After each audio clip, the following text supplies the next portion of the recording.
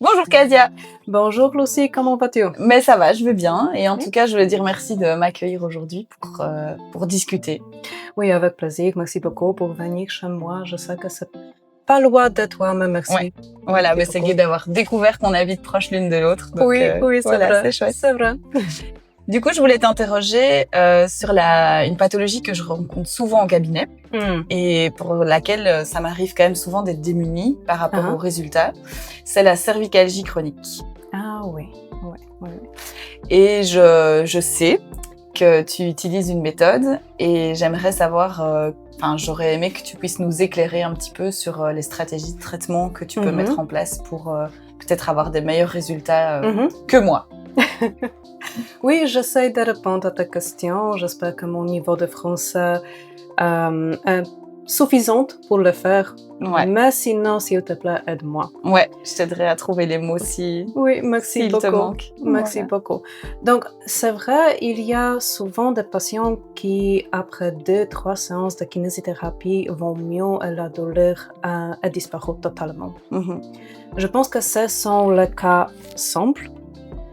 Parce qu'il y a un traumatisme, un événement déclencheur clair, comme un accident, un traumatisme, une intervention chirurgicale. Dans ces cas-là, le système facial était perturbé, mais la tension reste souvent située dans la zone de la nuque. Alors là, du coup, tu parles de système facial. Oui. Et donc, est-ce que tu peux un peu m'expliquer, du coup, finalement un peu ce que c'est ou en tout cas comment tu le pratiques? Donc, pour expliquer le système facial et pour expliquer cette méthode, je pense qu'il faut commencer avec qu'est-ce que la fascia. Donc, la fascia est présente dans tout le corps, relie toutes les structures entre elles. Ok. Nous pouvons distinguer différents types de fascia. Les fascias musculaires entre les muscles qui permettent notamment de la transmission de force. Il y a les fascias viscéraux entre les organes, il y a fascia entre les nerfs. Et il y a aussi le fascia superficiel qui est dessous la peau. Sous la peau. Sous la peau, oui, merci. Il est vraiment important que tous ces tissus sont en contact. Donc, s'il y a une tension dans une structure, les autres peuvent être influencés. Ok, parce que l'idée, en fait, c'est que ce fascia, donc tu exprimes le fait qu'il y a plusieurs types de fascia. Oui. Mais du coup, ce qui fait la magie finalement du fonctionnement du corps humain, c'est que tous ces fascias, finalement, ce n'est qu'un seul et même organe. Il y a une continuité. Oui, c'est ça. Et il faut que cette continuité ne soit pas rompue. Et elle peut l'être par une tension ou par un traumatisme. Oui. C'est ça? Oui. Et du coup, s'il y a une tension quelque part, et au final que tu dis que ça soit dans le fascia superficiel, dans le fascia profond qui va être entouré des muscles et tout ça, ou dans le fascia qui entoure les organes, alors s'il y a une tension, il y a dysfonction. Oui, c'est ça. Ok. C'est bien dire, merci beaucoup. Ok, c'est ça. Oui. Donc, cette thérapie, cette approche se concentre sur la fascia, sur le système facial, donc sur tout le tissu que je le disais. Sur l'ensemble de la structure, en fait. fait. Oui, c'est ça. En fait, c'est pas juste à chaque fois un fascia d'un certain type qu'on traite. Oui. Au final, on va traiter vraiment un système facial. Oui. Ok. Et c'est à cause de ça que chaque cas est différent. Donc, nous pouvons avoir les patients avec la cervicalgie chronique où la douleur est pareille, mais la solution peut être différente parce que l'histoire des patients est différente aussi. Ok. Et du coup, comment tu mènes ton... Donc, si moi, maintenant, je me retrouve face à cette pathologie, ce qui m'arrivera peut-être même demain au cabinet, comment toi, tu abordes finalement le patient? Oui. Donc, je vois beaucoup de patients qui ont déjà suivi plusieurs séances de kinésithérapie concernait sur la zone douloureuse. Il n'y avait aucun résultat. Donc pour moi, c'est déjà une information importante que probablement l'origine de la douleur vient d'ailleurs. D'accord. D'ailleurs dans le corps. Et il faut écouter l'histoire du patient, il faut changer la méthode, il faut changer de raisonnement en termes de système facial. D'accord. Et de continuité. Au lieu d'être en analytique, oui. Donc c'est-à-dire juste je traite la zone où il y a le symptôme, oui. À ce moment-là tu switches et tu passes plus dans une vision systémique et globale. C'est ça, c'est ça.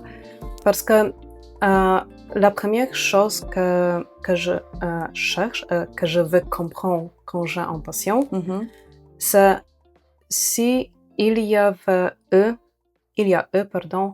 un accident, un traumatisme, une intervention chirurgicale aux zones de la nuque. Aux zones de la nuque, mais seulement? Oui, seulement, juste pour le moment. D'accord. Pour voir si cette patient a besoin de traitement local ou plus global. Ok. Mais donc ça t'arrive aussi, même avec cette méthode de fascia manipulation, d'aussi travailler seulement en local? Oui, il est possible. Ok. Oui. Ce que je trouve toujours difficile, parce que j'imagine, enfin en tout cas moi je fais une anamnèse et j'essaye qu'elle soit toujours la plus complète possible. J'imagine que nos confrères le font aussi parce que c'est quand même un peu la base de la prise en charge. Oui. Mais c'est vrai que ce que je trouve quand même compliqué, c'est que les gens ne nous disent jamais tout. Alors c'est pas qu'ils font de la rétention d'informations, mais c'est qu'ils oublient. Oui, c'est vrai. Et quand tu leur demandes si c'est... Alors des opérations, ça oui, mais même des traumatismes, des fois ils oublient qu'ils sont tombés sur la tête ou de leur échelle ou que, voilà, en tout cas pour ce qui concerne la nuque, on va penser à des choses comme ça. Mais c'est vrai que du coup, je me rends compte en pratiquant que c'est une fois que les gens sont sur la table aussi. Ah oui, mais c'est vrai, en fait, il m'est arrivé ça. Ah bah merci, c'est cool de le savoir. Ou bien oui, mon dentiste, il me dit que j'explose mes dents parce que je grince la nuit. Ah bah peut-être que c'est intéressant. Oui, c'est normal. À cause de ça, nous avons besoin de poser les bonnes questions. Ok. Donc, nous ne pouvons pas poser la question comme avez-vous un traumatisme dans ta vie? Ok. Parce que c'est vraiment global, c'est trop global. D'accord, oui. Donc, par exemple, si je sais que le patient est chez moi à cause de la cervicalgie chronique, je cherche l'attention dans les segments qui sont plus proches de la nuque. D'accord. Donc, je pose la question aussi comme ça. Par exemple, avez-vous une fracture du bras au niveau des bras? Avez-vous un traumatisme du thorax? Avez-vous une intervention au niveau de la mâchoire? Ok. Donc tu diriges vraiment l'anamnèse aussi? Oui. Et donc, c'est en ça qu'on peut dire que cette méthode, elle est quand même... cette pratique, elle est assez méthodologique. Ah oui, c'est vraiment méthodologique. De savoir comment poser la question, comment créer la question, le plus important dans cette méthode. D'accord. Donc, finalement, l'avant-traitement prend déjà aussi beaucoup de place et beaucoup de temps. Oui. Parce que c'est ça qui va nous permettre finalement d'être le plus efficace. De soulager la douleur. Et de soulager la douleur. Oui, du coup. oui. Okay. Parce que moi, je ne commence pas le traitement si je ne suis pas sûre que j'ai trouvé le segment qui est l'origine du problème. Ok. Donc, trouver le segment en cause, ça va passer à la fois par l'anamnèse, mais est-ce que tu touches aussi les gens pour trouver? Oui, je le fais. Donc, quand j'ai une hypothèse, quel segment peut être l'origine, peut-être la source, je commence avec la vérification du mouvement. D'accord, oui. Pour voir, par exemple... Comme, par exemple, des tests kinésio. Oui, quelque chose comme ça. Par exemple, un patient avec la cervicalgie chronique depuis quelques années, sans traumatisme précis au niveau de la nuque, mais comme il était un enfant, il avait une fracture de l'avant-bras. D'accord. Donc, je teste la mobilité des deux poignets pour voir la différence. La différence. Ok. Pour tester si je peux trouver la différence et aussi après le traitement pour voir la différence aussi. Ok. Si le traitement. Ouais. Donc tu fais un avant-après quoi. Oui. Comme dans les liftings de visage. Voilà. Donc, oui, c'est ça. C'est ton avant-après. Oui, c'est okay. ça. C'est ça. J'ai oublié ta question. Mais donc, est-ce que tu touches? Ma question c'était, est-ce que tu touches? Donc, il y a le côté méthodologique anamnèse et puis le côté examen clinique, on va dire ça comme ça. Oui, c'est ça. Okay. Et après, c'est la vérification de palpation, palpatoire. Je ne sais pas comment ça s'appelle en français. Palpatoire. Palpatoire, ok, merci. Mais au début, juste le segment donc, le segment d'origine et le segment de la douleur. Ok. Et après, quand je trouve la tension pareille dans les deux segments, d'accord, je globalise. Tu travailles sur l'ensemble de la séquence. Oui, c'est ça. Okay. C'est ça. Pour trouver les points qui sont vraiment changés, qui sont vraiment tendus. Ok. D'accord. Donc, tu vas prendre un segment comme modèle au niveau de la mobilité, vraiment de la kinésio. Mm-hmm. Si effectivement, là, ton test te paraît effectivement probant, donc positif, simplement en mobilité, alors à ce moment-là, tu suis la chaîne que tu as étudiée, avec des points, pour aller voir si effectivement, tu ressens une tension particulière dans cette séquence-là. Oui. Oui, c'est ça. Donc, je cherche les points qui sont changés où le système facial a été perturbé. D'accord. Parce que c'est vraiment possible de le sentir. Ah oui, ok. Quand tu Et qu'est-ce que tu sens? Ça dépend. Ça vraiment dépend. Souvent, je sens le sable. D'accord, comme des grains? Oui, comme des grains de sable. Souvent, la zone est un peu gonflée. Même si ça date de... Oui. De il y a longtemps? Oui. Ok. Quand je ne suis pas sûre, je vérifie les deux zones. Donc, à gauche et à droite. Oui, c'est ça, pour comparer. Oui, tu compares. C'est ça. Okay. Mais les Italiens, par exemple, disent qu'il faut chercher le spaghetti. Ok. Oui. Toi, tu es grain de sable, ils sont spaghettis. Chacun ses références. Oui, c'est ça. Ok. Mais c'est vrai que moi, je vis une certaine frustration par rapport à ça. Parce que j'ai le sentiment qu'on n'est pas dans la globalité. Et que quand j'ai découvert cette méthode, parce qu'effectivement, ça fait quand même des années que je cherche à être plus globale. Donc au départ, je m'étais un peu formée en chaîne musculaire. Et ma maman, qui était kiné, était formée en chaîne musculaire et pratiquait vraiment ça. Donc pour moi, j'avais déjà l'esprit aiguisé à la globalité, mais avec quelque chose qui ne suffisait pas. Que ne travailler finalement que sur l'appareil musculaire et que le squelettique, j'avais quand même toujours pas les résultats, quoi. Ou en tout cas, ça tenait pas dans le temps. Et donc, ce qui m'a plu dans cette méthode ici, déjà, c'est que c'est une méthode qui est quand même assez directe, qu'au final, on peut avoir des résultats assez rapides, à condition d'avoir fait une bonne anamnèse, c'est ça. Respecter la méthodologie et tout ça. Mais c'est surtout que c'était vraiment une vision beaucoup plus globale. Oui, ça, c'était vraiment pareil pour moi. Quand je travaillais, j'étais vraiment frustrée parce que je voulais aider mes patients. Moi, j'étudie en Pologne. Ouais. C'est une université vraiment géniale.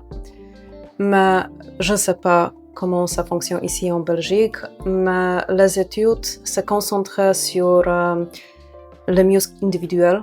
Oui, c'est ça. Pas la chaîne, pas la globalité. Donc, après, quand je commençais à travailler, je ne pouvais pas comprendre pourquoi mes patients n'allaient pas mieux. Oui, c'est ça. Donc, j'ai commencé à chercher. Juste comme toi, j'ai trouvé cette méthode, la faciale manipulation de Stecco. Vraiment, c'est quelque chose qui était... Ça t'a parlé, quoi. Oui. Qui t'a allumé, quoi. Oui, c'est ça, c'est ça. C'était incroyable. Tout de suite, après la première formation, je voulais juste faire là. Je voulais comprendre tout. Mais c'est vraiment pas possible parce que ça développe tout le temps. Chaque jour, tu peux trouver les nouvelles recherches. Ok. Oui, mais c'est passionnant, quoi. Oui. Et heureusement, parce que je pense qu'effectivement, maintenant, le système musculaire, on l'a vu et revu sous tous les angles.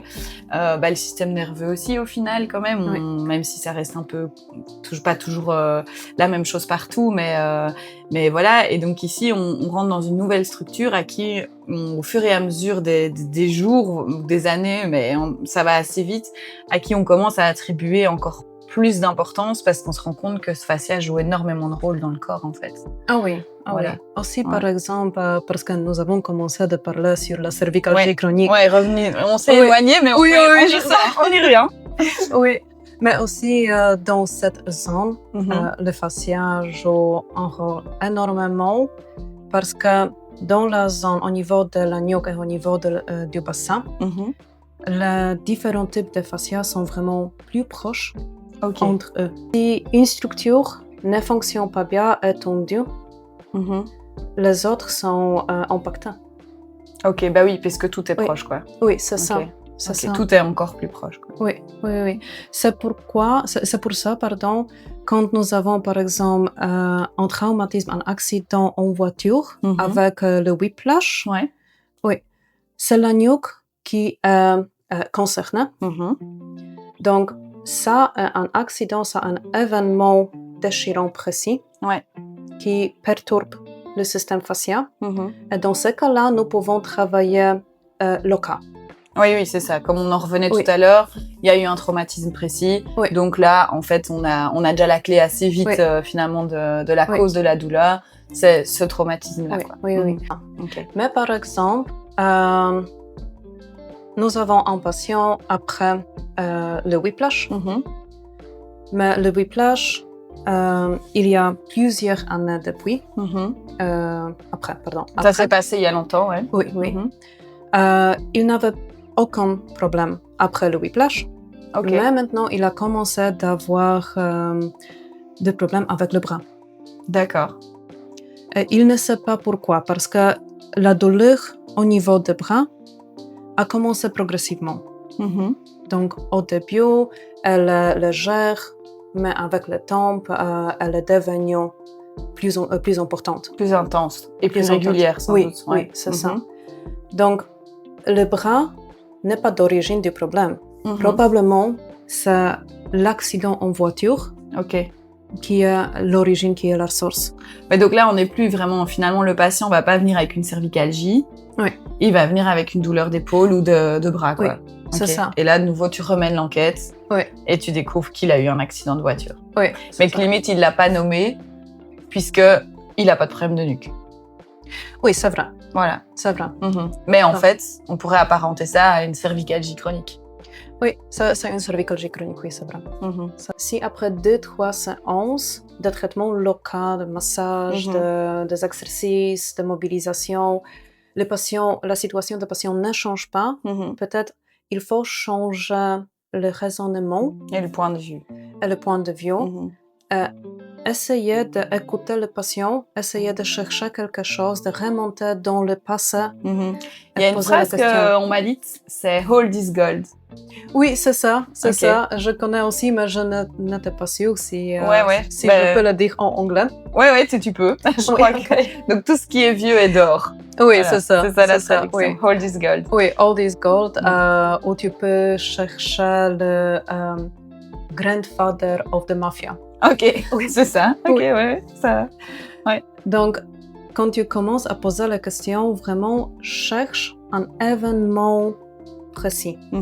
Quelque chose comme une fracture, comme un accident, mais pas juste que je suis tombée, mais après une heure, ça va, j'ai oublié. Pas un bleu, quoi, quelque chose d'un peu plus traumatisant. Oui, c'est ça. Parce qu'au final, ça va quand même densifier le fascia et ça va l'empêcher de glisser. Oui. C'est ça? Oui, c'est ça. Parce qu'en fait, dans notre thérapie, c'est ça qu'on essaye de faire. C'est redonner du mouvement et du glissement. Oui. Donc, quand on parle de fascia, le fascia a plusieurs couches. Ces couches bougent dans les différentes directions pour permettre à notre corps de bouger de manière complète, de manière fluide, de manière ergonomique aussi. Entre ces couches, nous avons un peu de liquide avec l'acide hyaluronique. Merci beaucoup. Est aussi l'eau.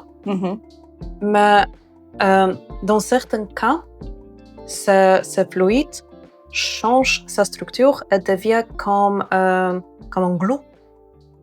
Comme de la glu, ouais. Oui, comme de la glue. Les couches sont collées. Ok, c'est ça. Et c'est pour ça que la douleur vient. Parce que ces couches ne peuvent pas bouger. Okay. Donc nous pouvons avoir le trouble de mouvement aussi.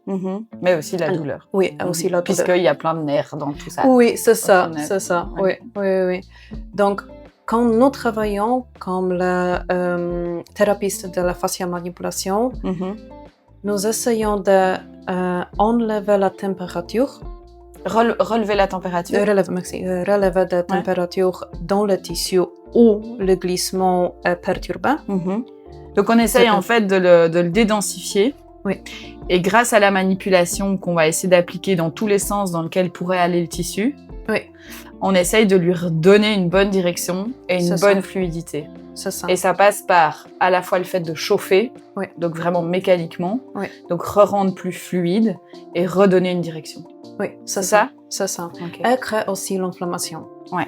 Parce que dans cette méthode, l'inflammation est vraiment, vraiment importante.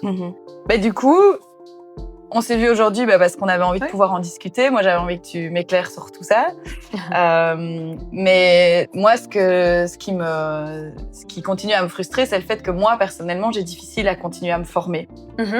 J'ai eu la chance de pouvoir faire le niveau 1 en Belgique, il y a quand même quelques années maintenant. Le niveau 2, j'ai eu encore plus de chance d'avoir un cours privé avec un des grands mentors, Charles Sekula, en Pologne. Et du coup, moi, mon désir, ce serait de pouvoir amener cette formation ici en Belgique. Et l'idée, ce serait qu'on essaye de réunir nos forces avec nos collègues français et belges pour pouvoir créer de la formation ici en Belgique. Heureusement, ici en Belgique, on a commencé de planifier aussi la formation. Ok. Peut-être au début d'année 2027. Ouais. Donc, pouvoir proposer le niveau 1 et le niveau 2, en fait. Oui, okay. Oui. J'espère maintenant, nous sommes en train de parler avec notre confrère français pour l'organiser, pour chercher aussi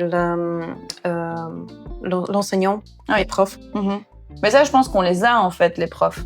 Et que la structure, on l'aurait. Maintenant, il nous manque des praticiens. Oui, c'est ça. C'est ça aussi. C'est ça aussi. Mais aussi, on planifie un webinaire. Ok. Ici, en Belgique, c'est pas en Belgique, mais c'est un webinaire mi-juin. Ok, donc en mi-juin, on ferait un webinaire. Et qu'est-ce qu'on y apporte? Pourquoi il faut le suivre, ce webinaire? Si tu veux apprendre mieux. Ok, mais encore mieux comprendre. Oui, encore mieux comprendre la méthode, le fascia, la structure, les recherches, etc. Et voir si cette méthode est quelque chose qui marche pour toi ou non. Qui répond à tes questions? C'est ça aussi, oui. Je pense que c'est gratuit, donc pourquoi ça pas? Ça vaut la peine, C'est ça. Ok. Tu peux trouver tous les infos sur notre réseau social. Ok, donc là, on a créé un réseau social Instagram, Facial Manipulation. Même chose sur Facebook. Et on essaie et une chaîne YouTube aussi? Oui, aussi, vous pouvez le trouver. Et là, on donne les infos pour le webinaire, quoi. Pour le webinaire, pour la formation, et aussi beaucoup de nouveautés sur les recherches. Ben voilà, je pense qu'on a déjà abordé plein de chouettes choses aujourd'hui. Oui, je pense aussi. Je pense qu'on a beaucoup d'autres choses pour parler en autre webinaire. En autre podcast. On va laisser un peu de suspense alors. Oui, c'est ça, parce que j'ai beaucoup à dire. Moi, j'ai encore 1 million de questions. J'espère que notre échange aura aussi amené des questions chez nos auditeurs. Et on les invite à les poser du coup. Oui, bien sûr. Merci beaucoup pour venir. Merci beaucoup pour toutes les questions. C'était vraiment de belle manière de commencer avec le podcast. Ok. Ainsi, nos écoutants, comment ça s'appelle nos spectateurs. Oui, nos spectateurs. Oui, nos spectateurs, oui, c'est ça. Veulent poser plus de questions, vous pouvez les mettre dans les commentaires. Nous sommes vraiment contents d'y répondre dans notre prochain podcast. Avec plaisir, et ça nous alimentera aussi nos réflexions pour justement répondre au mieux et voilà. Trop chouette. Merci Kasia, beaucoup. en tout cas. Merci à vous. Au revoir.